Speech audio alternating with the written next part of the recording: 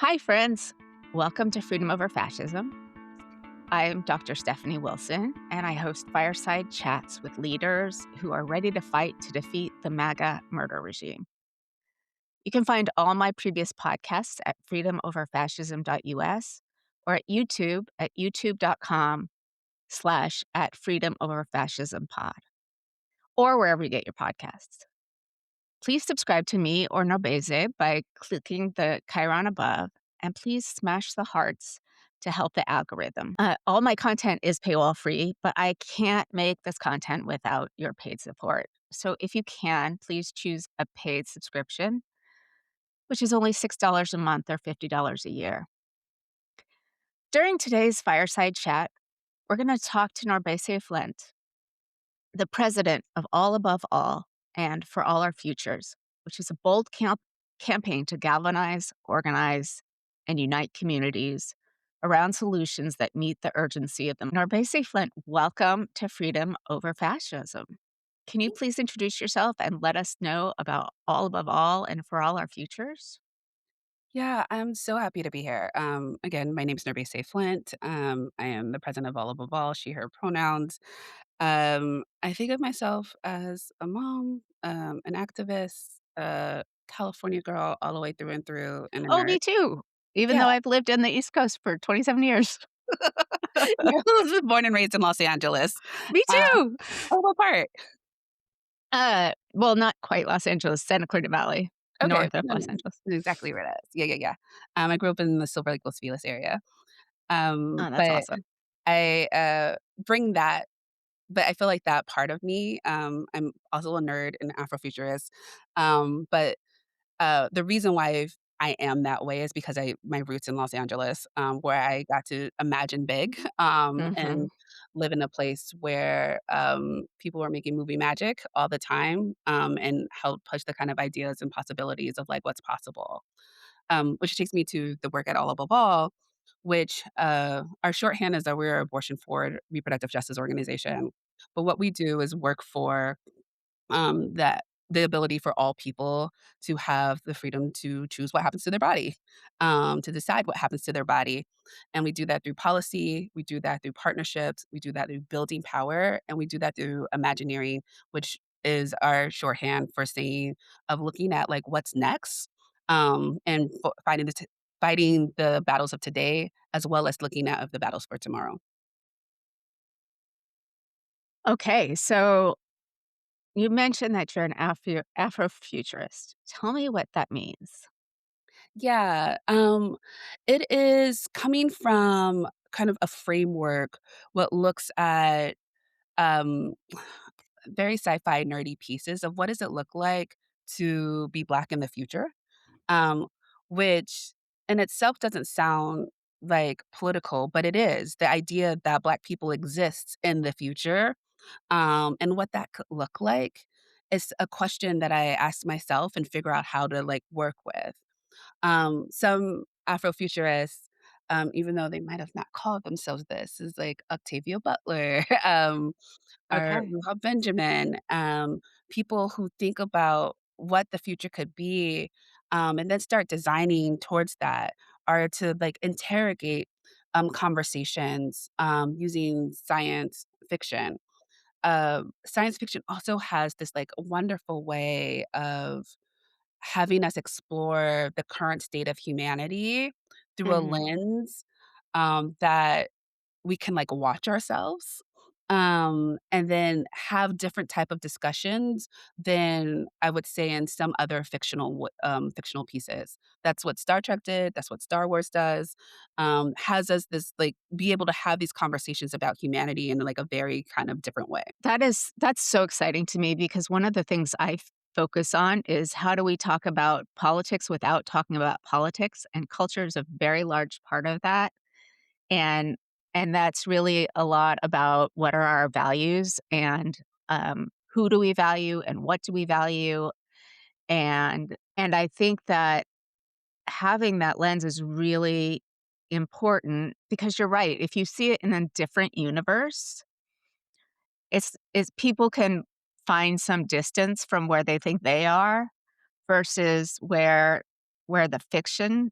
is, and I think see a better picture. What show, movie, or whatever do you think is the most effective at showing what the future could look like and showing us a path on how to get there? Oh, that's such an interesting question. So I know what has personally affected me, which is Star Trek. Okay, And the reason why I love Star Trek so much, all iterations, but my favorite was The Next Generation, which I grew up on, me too. um, is that it showed people in the future that we've solved the isms, right? So, like, we weren't fighting each other. There was post-scarcity, and we were exploring kind of the new frontier, right, of Mhm, space, um, which said to me that, like, this is possible. Humanity has every, um ability to strive for a world that it's post scarcity.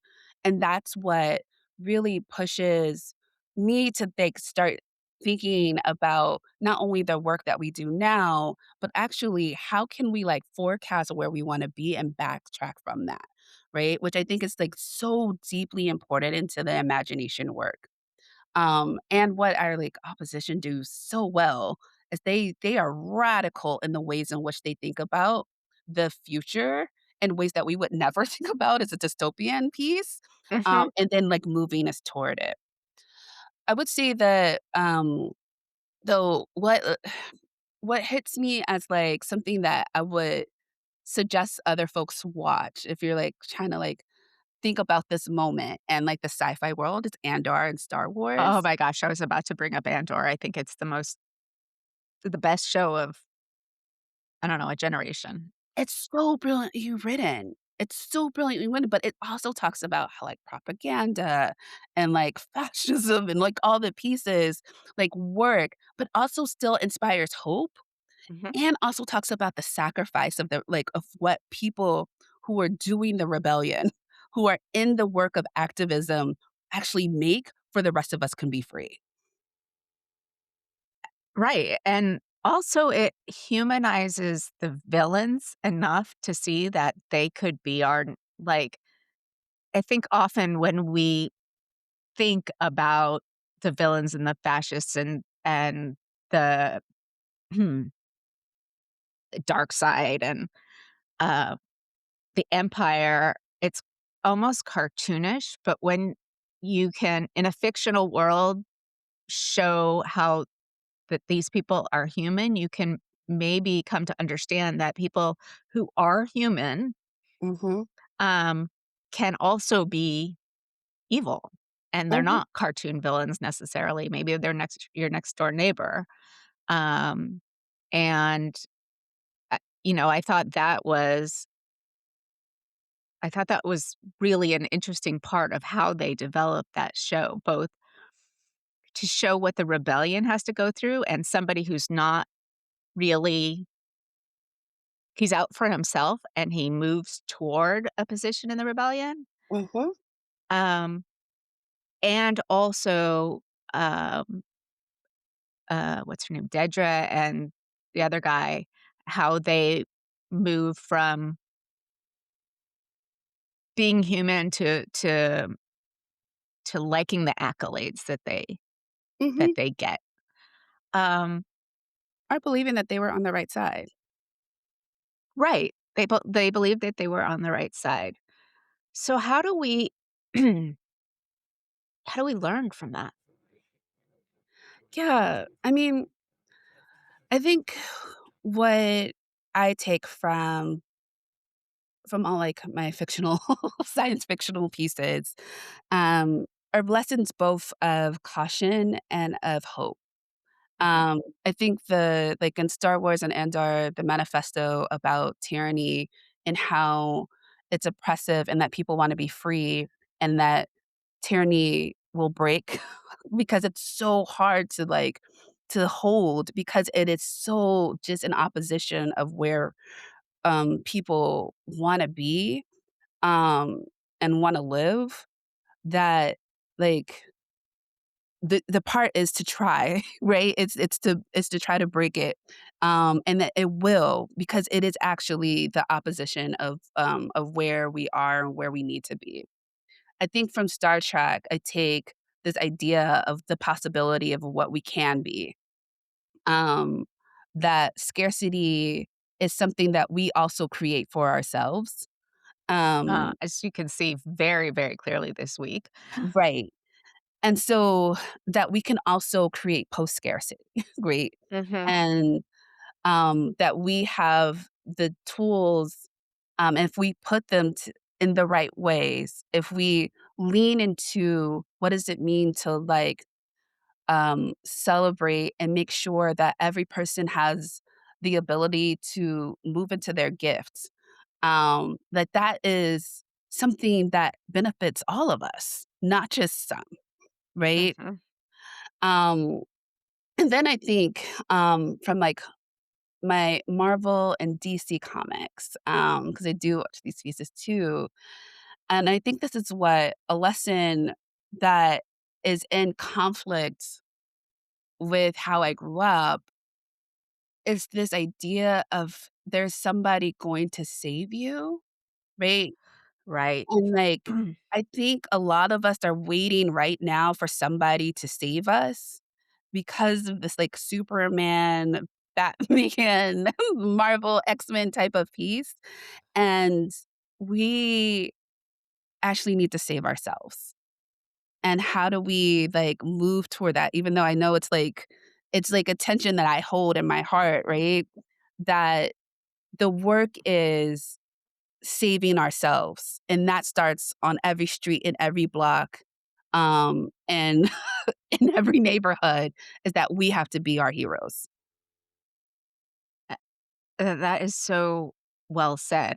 I think about this a lot, and it's in part of my, the conversations I'm having, which is I know that I know that we're gonna need to save ourselves and that it all starts locally, right? And it's the people that we know that we talk to in real life. The internet is great and can sometimes form great communities, but it's like your next door neighbors.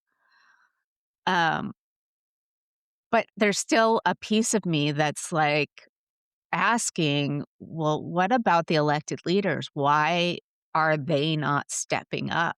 And who can we look to as a model of where we need to be going? And I was just watching Ezra Levin, the Indivisible guy, yesterday, and he's like, This is completely, um, grassroots. There's no leader. This is your small group combining with other small groups to make a movement. And I think there's a piece of all of us that wants a leader Mhm, to tell us what to do and to tell us when it's time to do it and how to do it and where to go and what to bring and, how do we keep ourselves safe? But I think it's so decentralized right now that getting used to the idea that, um, it's up to us and that we're the heroes, I think is a really hard transition to make mentally. it is, and I again, it's a struggle, but, like, I think about the folks who started the reproductive justice movement, um, which was, founded in 1994, where they recognize that there was, um, like, the way we were thinking about reproductive health did not come in an intersectional framework. It was either devoid of race or devoid of gender, Right.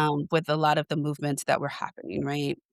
And that we needed something that saw all of us, and saw all the pieces at once, and that, um, they just did it, right? And that they are people that, every day did heroic pieces that might have not seemed very big at the time, but they are the reason why I am here today. And so those are the ways in which I push myself both personally and professionally of like, what does it mean for to be able to have been handed a baton that's been through so much in order for me to be here. And Mhm. for me, like my job is to run it as far as I can for the next folks, right? For the next generation. Mhm. And that is, I think, the challenge of all of us. And I think there's a safety that we get when we're like, well, those folks get to make the decisions and I can just fall in line. And I do think in some cases it's important for us to fall in line as well. Um, and there's a certain scarcity um, and fear when it's like, oh, it's on me, like Right. to show up. Um, but I think that piece is like so important that we have to remind ourselves that like it is the everyday ways in which we fight, particularly in this moment of crisis for the country, that those everyday ways are what's gonna make the difference, right? Mhm. They are and again, back to the Star Wars folks are counting on us not to feel afraid to move. They're counting on us to not know what to do. They're counting on us feeling like, "Well, nothing can be done, so we don't do anything." But that is our superpower, is to be Mhm. able to, like, move the work. It is to be able to build community, right? And I would say also quickly that, like, one of the ways in which people break rebellions when what are the ways in which they break the fight back is isolation, Mhm. because that's not how we're supposed to be, and so building community is just so deeply important. And that is something that everybody can do is like be in touch, touch grass with your neighbors, with your friends, with your family, because that is just like the thing that is going to keep us in the fight and when days get hard to be able to move that forward. Yeah, and but I feel like, we're now 6 years out from the beginning of COVID, and I feel like that broke something in a lot of us. That isolation, the learning to, um, communicate virtually more than, going outside and talking to your neighbors. And I wonder what you think, mutual aid and local action, it it's both clear in practice and Mhm, clear in theory that that has to be the way. mhm, And, we're seeing it now in Minneapolis and, um, also in Maine, which has fallen out of the headlines, the mutual aid. There's a person in this community online who lives in Norfolk, Virginia, who, is out there patrolling all the time and, um, helping her neighbors, and there's a whole big group of them. And plus all of the experiences, you know, going back, all of the crises that aren't just white America, because that's what gets the headlines now, but, like, every mhm. minority group has had their crisis, but maybe not the headlines. Um, and yet I wonder how many people are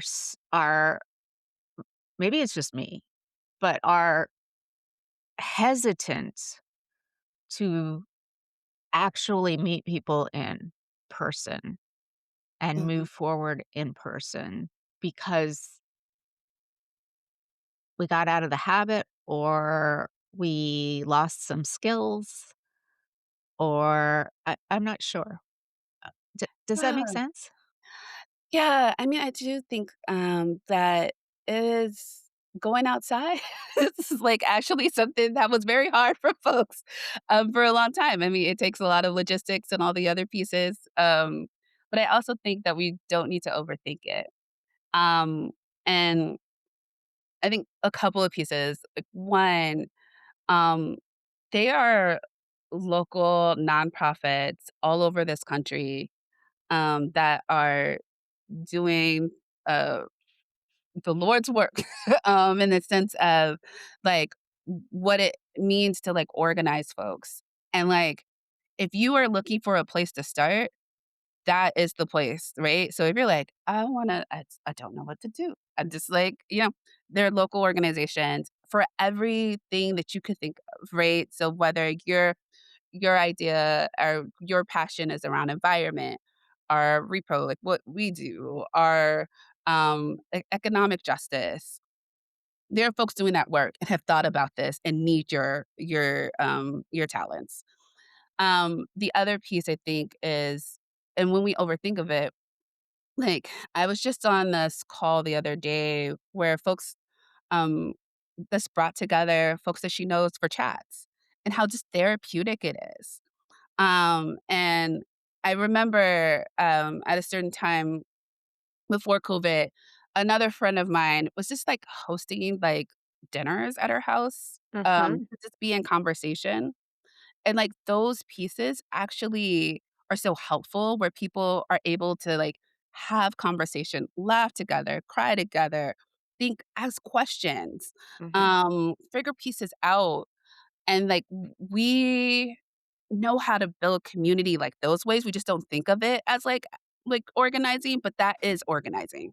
And that's Mhm. what we all, um, can, um, do, and think about the different ways of how our unique lives and our talents can be contributions to that. So, like, maybe you're not a person who can cook, but you could draw and, like, do the art for the save the dates, and, or you could, like, watch the kids, because those is really important. I can't have a conversation with my four-year-old running around 'cause Right. the everything. And so those pieces, is that we need to relearn, how to be in community, and those folks who, like, build community before internet are still around, and that Right. we can still tap for conversations.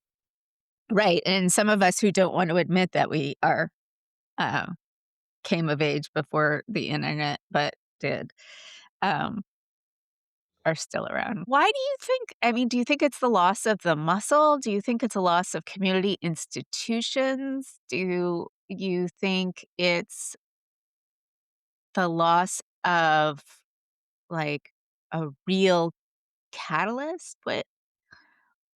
What do you think is kind of the block? And I know it's not a block in a lot of places. There's great communities, there's great community organizing, there's people, who are really close to their neighbors and their friends. I happen not to have that, which is a huge lack in my life. So for those people like me that find their community online, but not next door necessarily, what do you think the block is?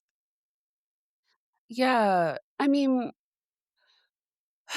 I will say that I do know that there is powerful algorithms in the oligarchy that, um, help push this idea that we need to be like, to disconnect us from each other, right? Mhm. Um, and it's sold as convenience, right? Where you can push a button and you don't have to talk to anybody, and sometimes it is very helpful.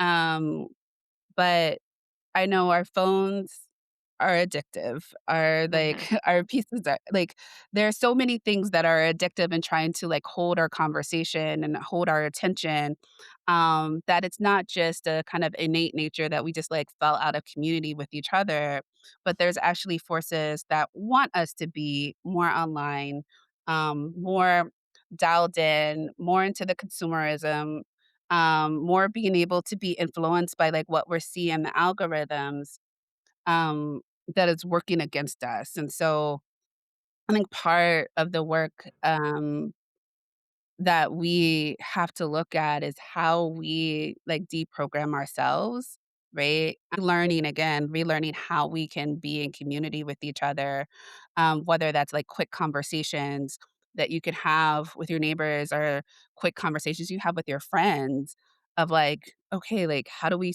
be in touch with each other? Um, I don't know about you, but I always feel so good after just like hanging out with the homies.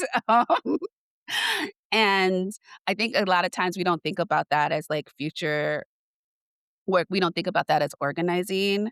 But both for like my crew of friends are folks that I lean on both, like, if I'm having a hard day at work, but also the folks that I tap sometimes for work, right? Mhm. Um, and that those pieces are, just so crucial, and so, to your point, I think that there is things that are working against us, um, and it's not just this natural piece. And it's all a part of this, I think, fascist project that is wanting us to be isolated and alone so we're not able to organize and fight back. So, what would you say is a good first step for somebody who hasn't, like, so I just talked my college roommate called me yesterday. College was a long time ago, and we live on opposite ends of the country. And, we talked for an hour, like, as if nothing had occurred.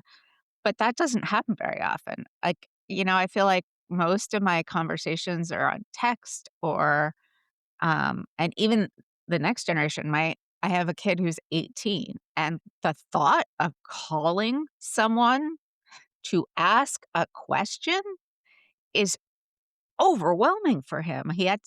I made him do it once. He's like, "But will you sit with me?" "Dude, you're 18." "But sure, let's teach you how to do this," right? Um, or, just going to somebody in person and asking them a question. I I think that's become really hard for a lot of us.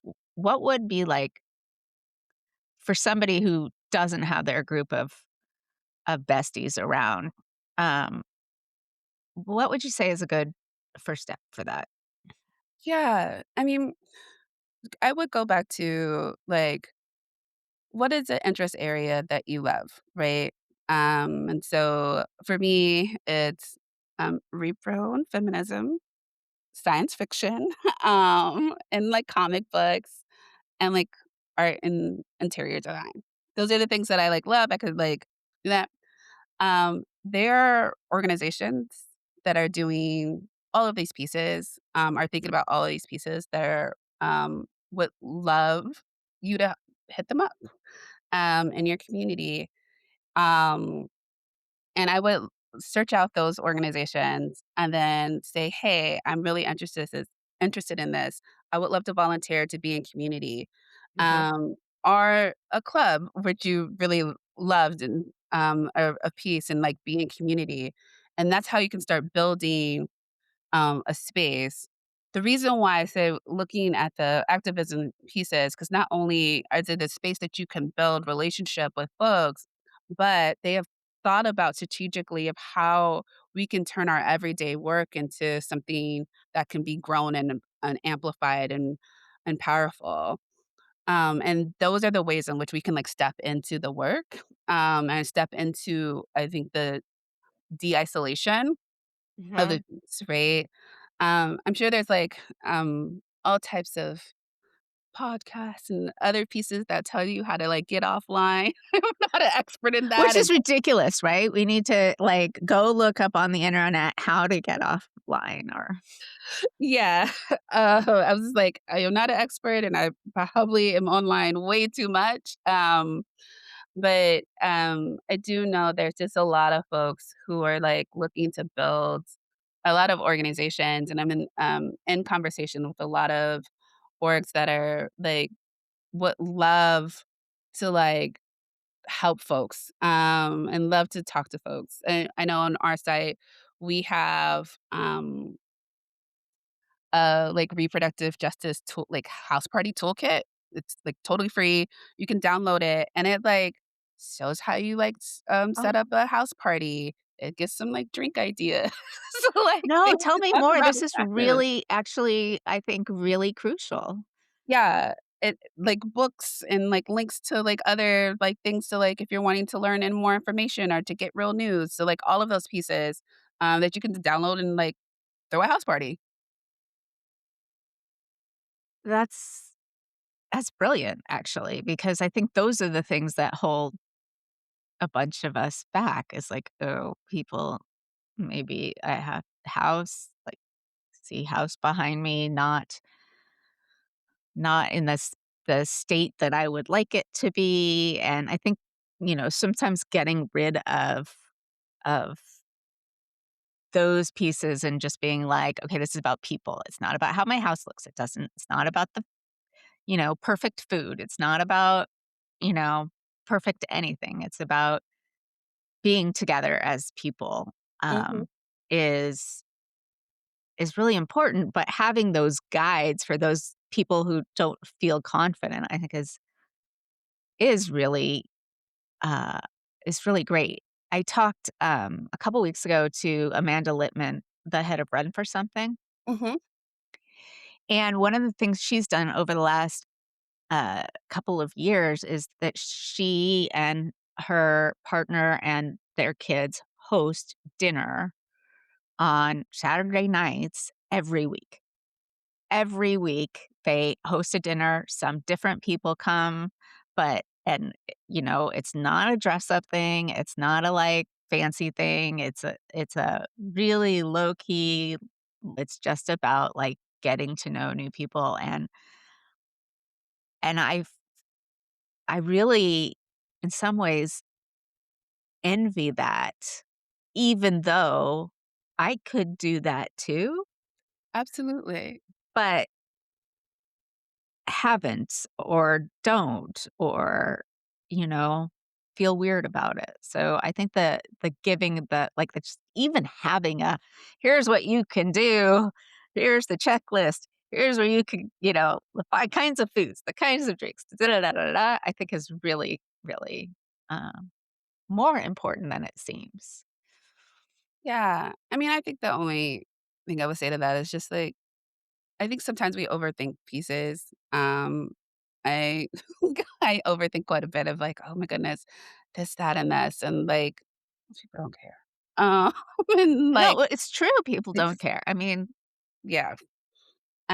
We put more pressure on ourselves, than most other people will, and particularly if you're, like, bringing a group of friends over, um I know if my friends invite me, I'm just happy to be in space with them uh and, like, chit chat and being able to, like, be in conversation, and so you gotta do. I think that's great.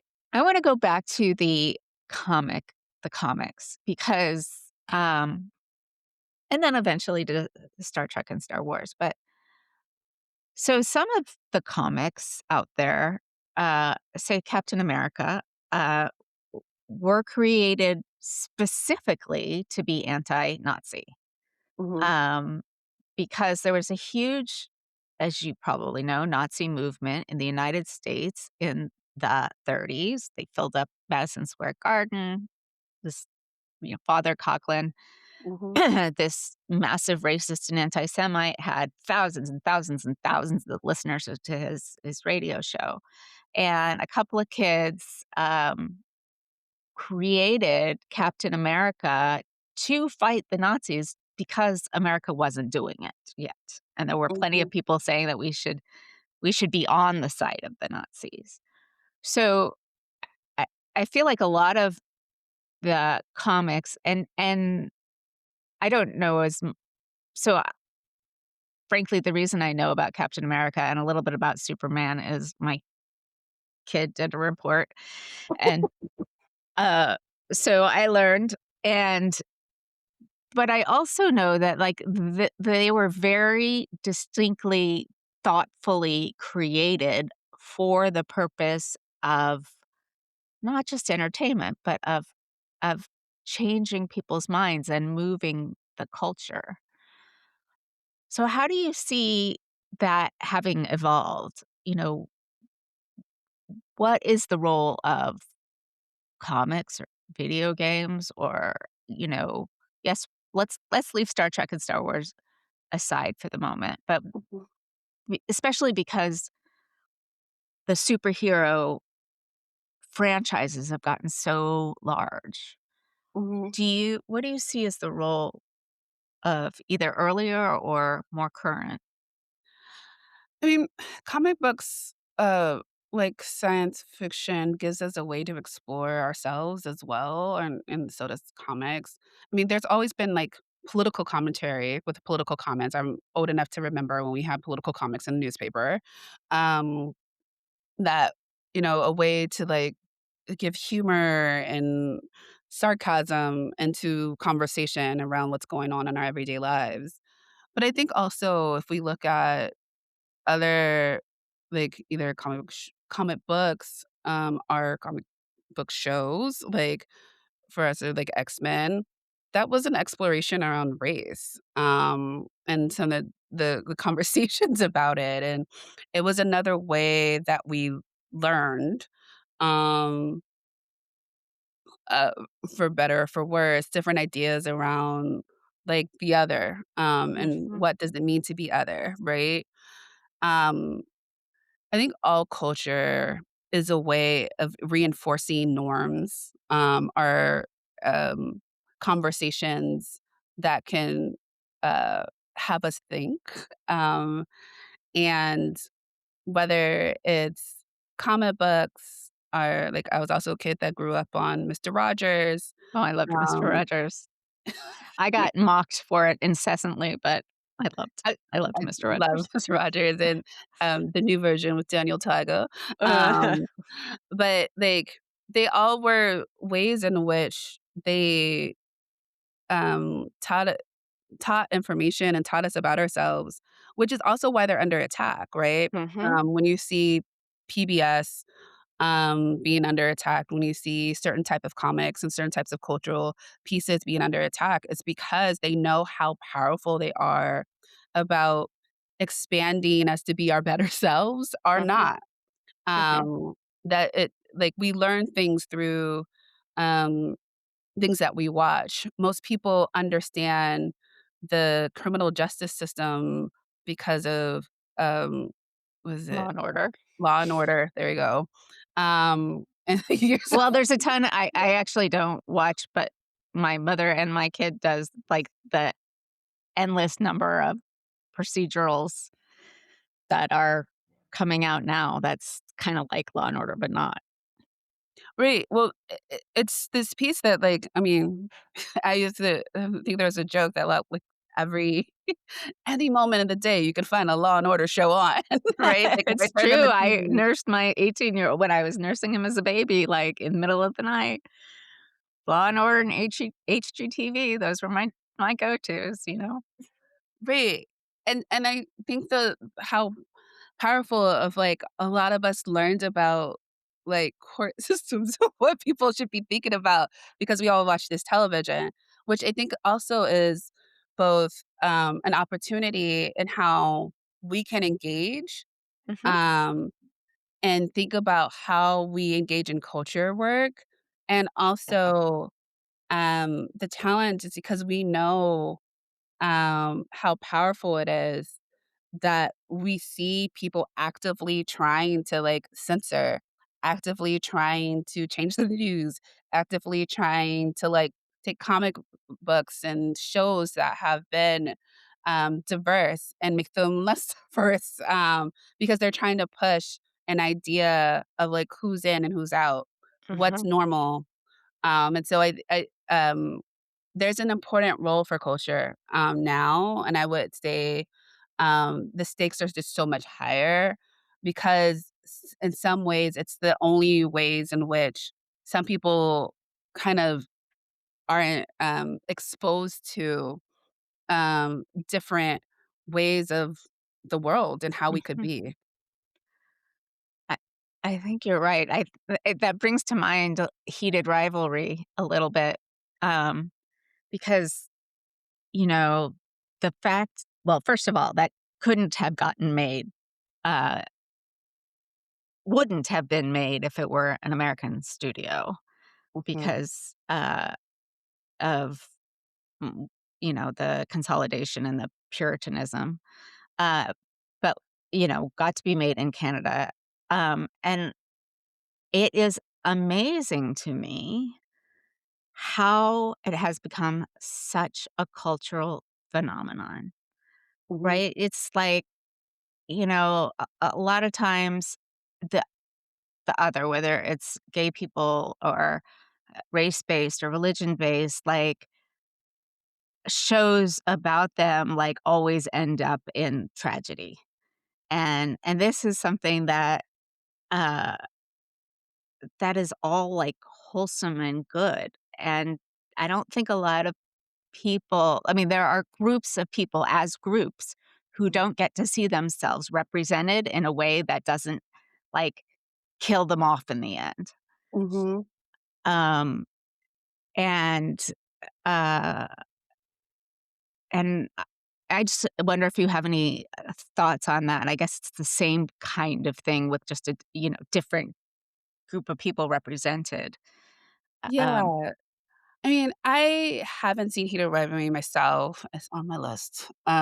But there is some research that came out of, I think, USC that showed that, seeing LGBTQ communities on television did a world of helping folks humanize LGBTQ folks, right? Which Mhm, is, um, of course, we should be thinking, and of course, LGBTQ folks, um, are, um, are human people, but it is, having the ability to watch television like Will and Grace, Heated Rivalry, and other just important spaces where um, gay relationships are normalized, where trans folks are seen, um, that gender nonconforming folks are in space, and it's not a big deal, that mhm, that helps, um, activate a different part of your brain, so it's not in the space of, like, somebody's telling me something I should know, but it also this kind of is like,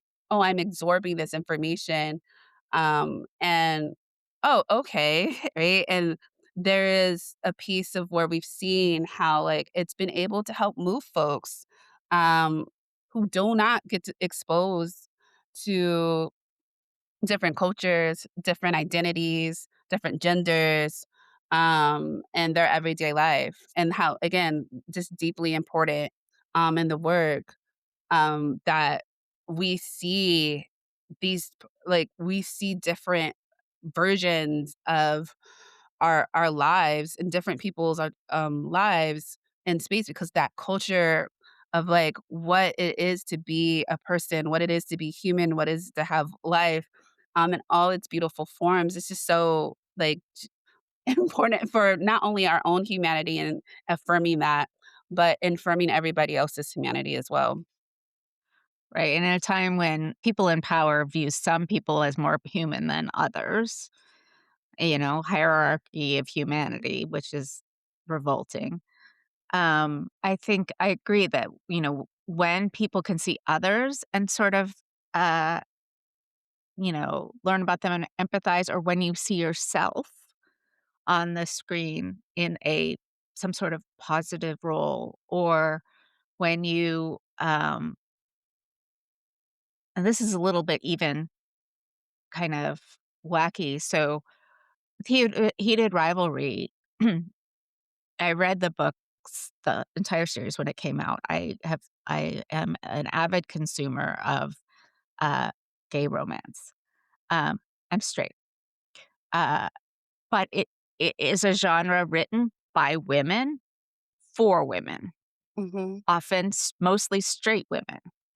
And people are, like, scratching their heads, but it's a an idea where, like, gender roles and misogyny isn't there. It's mhm, absent mhm, because it's just not part of that relationship, and that's why so many women, straight women, enjoy consuming content about gay men. mhm, And that's so many levels deep because the misogyny, uh, infuses everything in our society. Homophobia is at core of misogyny. Like, this toxic masculinity is so, uh, such. thing of hatred for the feminine, the woman, the perceived weakness, which is ridiculous because women are so much stronger. I just want to reflect on that and see how, um, if you want to bring it back to Star Trek, how you feel that these ideas of not just inclusion, but celebration of different people. In the original Star Trek, you had your first interracial kiss on television, Mhm, and then Next Generation had all sorts that had different species. Well, so did the first one, but and then even coming forward, I remember watching one of the most recent. They talked about there having been a eugenics war, like a second civil eugenics war, mhm. and that came out years ago, and now I think about it, and I think, "Oh, well, that, like, hits a little bit closer to home than I would like." Um, do you wanna bring it back around to your favorite pieces? Yeah. So, I know in Strange New Worlds, they talked about the eugenics war. Oh, yeah, that was huge. I actually have been thinking about this quite a bit because of how closely, um, our fiction, our science fiction is actually modeling reality, um, and how detrimental it would be, if we go the same history of Star Trek, right? Um, Mhm. because it 'Cause was they're well past all of the pain that's yeah. And the pain was real. It was a third world war, it was eugenics, it was all types of stuff, time wars, and all these pieces. But we also see that folks are, like, moving on these pieces, right? There's, one of the new faces of the anti-abortion space is pronatalism, who are folks who are full on eugenics, like Nazis, who are like, "We wanna pick and choose who gets to live, who doesn't, who gets to serve." Um, and it's a whole bunch of money that is going and feeding into these pieces.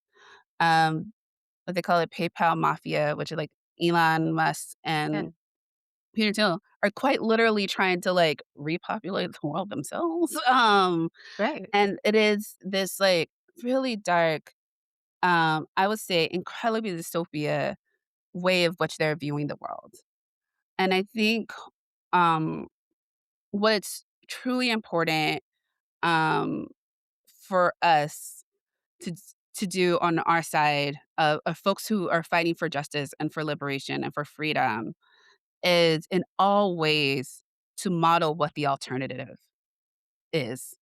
And so that looks like in our TV and movies and film and conversations and art, all the creative pieces is what is an alternative world that we could do.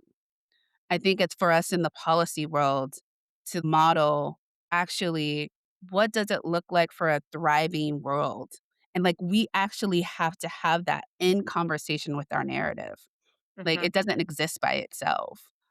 And so um all of these pieces are, I think, just so deeply connected to our collective liberation that we have to be always, like, again, showing the humanity, showing that also there is a win, in this world that we're trying to build, and that you exist in this world, and that people are happy in this world, and it's not like a L that people have taken, but actually that there is actually a better way than what we have, and, like, that is, like, important for all of us to hold, for sure. but particularly in the culture, because, like, no matter what type of policy pieces that we're working on, like, we always say that, like, culture eats policy for breakfast, and we Mhm. need people to be able to, like, again, model, what an alternative world can be. So how does this combine with your professional world? How do you advocate for more cultural stuff at the same time that you're working on policy. Yeah, and it's us working with folks who do the culture work. So I'm lucky enough, again, growing up in Los Angeles, to have met and work with brilliant folks who do entertainment for a living. Um, and so that looks like American Experiment Project that does some like great work. Like Harness has been working and doing some great work. Um, P68 also is doing great work. And we get to partner with organizations that do that type of work and say, like, look, this is the policy pieces that we're trying to push that we believe are really important. What is the story that we need to be telling folks? Oh, see, and Gutsy Media, we work with very closely.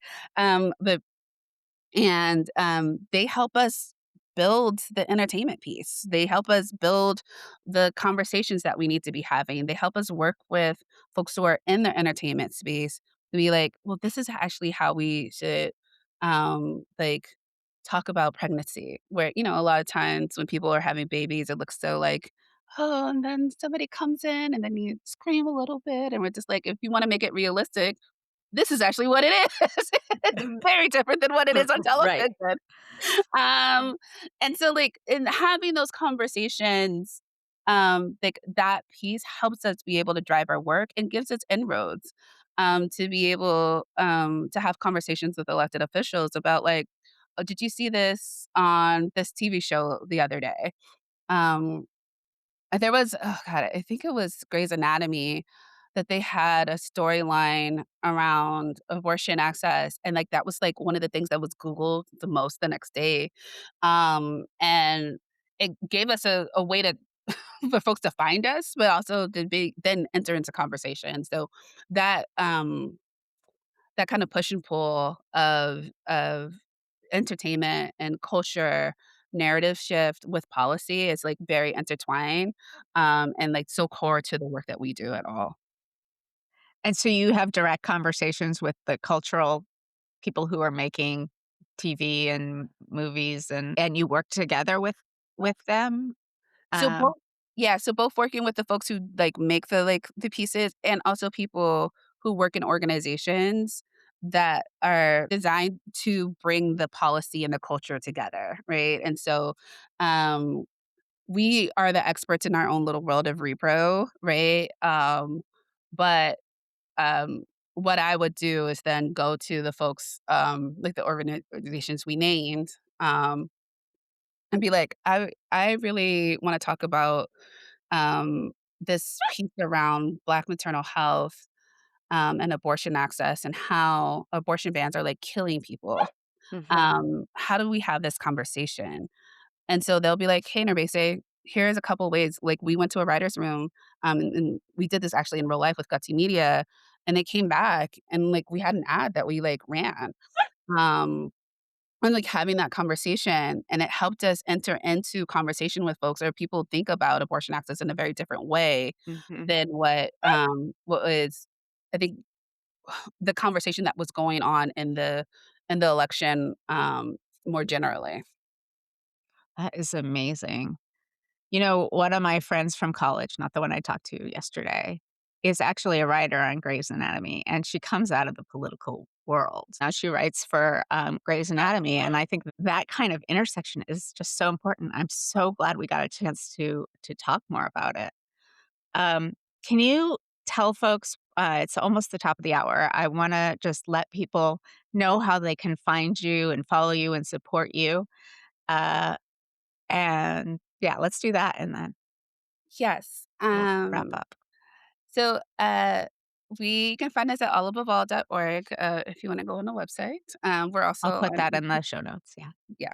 We're also on Instagram, Blue Sky, and I feel like I'm missing something, which my social media person will probably be very upset with me. But also you can find me on Substack, as well as All Above All. And then we have some just like again, a reproductive justice toolkit is on there and you can download if you're trying to do a house party. We have a book club that we do So if you're into it was supposed to be romance books, but, the book club decided to go a different way with some other pieces, but, if you wanna be in conversation around that like, the conversations in books, with some dope people, that's a place. You can sign up on our website to join the book club, and, just in general, where you can just contact us if you wanna know more about abortion and reproductive, health and the campaign that we're, leading on, uh, what is the what does our future look like for reproductive justice, which is our For All the Future pieces. You can also find it there. So yeah, that's all the pieces, but I also want to say thank you. I, just really, really appreciate, talking the conversation of Star Trek and all the pieces. I don't usually get to be able to talk about it. I don't either. I wanna thank you so much because I didn't expect that to be where this conversation went, but it's a conversation I wanna have all like, I I'm sorry, everybody, my dog wants to come in and she's gonna have to wait 30 more seconds. Um, it's a conversation I think is so important, and I've alluded to it, and I've talked a little bit about it, and this is the first time I've really gotten to engage with it more directly, and I have enjoyed that so much. So I wanna thank you for coming on. I will have all of the links to all of your places in the show notes, which will be on Substack and on YouTube and everywhere you get your podcasts. And thank you so much for being here. Thank you for listening to Freedom Over Fascism. You can find us online at www.freedomoverfascism.us. Please become a subscriber, and if you have the means, please support us with a paid subscription.